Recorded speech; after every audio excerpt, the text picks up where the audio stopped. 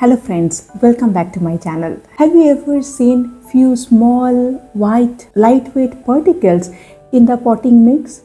Those are not thermocol, those are perlite. Today, I'll explain you what is perlite, why we need perlite, and how we should use perlite in the potting mix. Let's discuss this everything in today's video.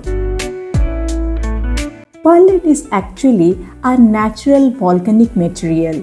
In fact, when the volcanic activity happens and it gets heated up, after that the trapped water is vaporized, and from there a material which get expanded and create this small white lightweight particle.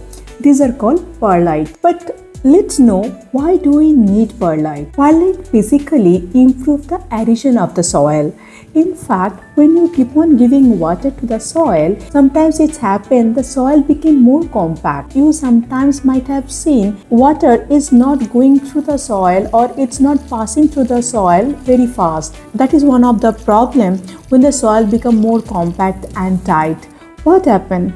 The root of the soil will stay in the water for longer duration of the time, and that may create root rot.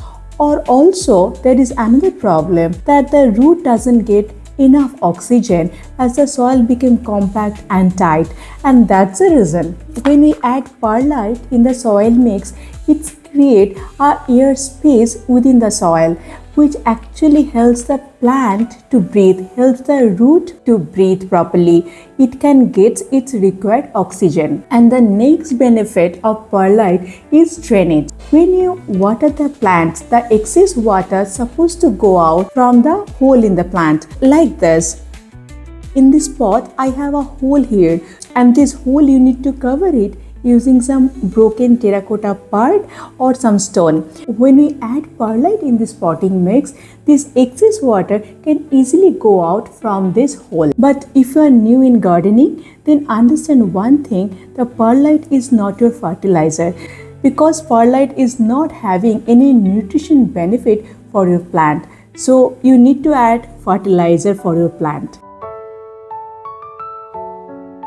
Succulent and cactus kind of plants are required less moist soil. That's why you can add more perlite in that kind of soil mix. But you can add perlite indoor, outdoor, or any vegetable plant as well. I suggest to use 10 to 20% of perlite in your potting mix for your indoor or outdoor plant. The vegetable plants needs moisture and oxygen around its root. If your potting mix is having good drainage, enough organic material, and also the soil is not that much compacted, in that case you may not need to use perlite for your vegetable plant. There is one question I get it very often, that should we use cocopeat or perlite? Cocopeat or perlite both can make your potting mix lighter, but they do different job. Cocopeat can hold a significant amount of moisture, whereas perlite helps more in drainage and aeration. If your plant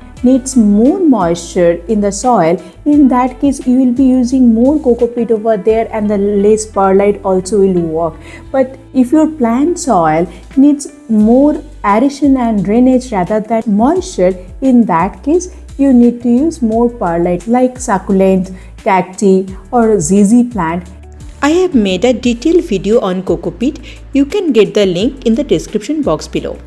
In most of the cases, using a balanced amount of cocopeat and perlite makes the perfect potting mix. Please let me know if you have any concern or any question regarding perlite in the comment section. I'll surely respond you back as early as possible. If this video is helpful to you, then please like, share and subscribe my channel so that you don't miss my upcoming videos. Thank you for watching. We'll meet again in the next video. Till then, bye-bye.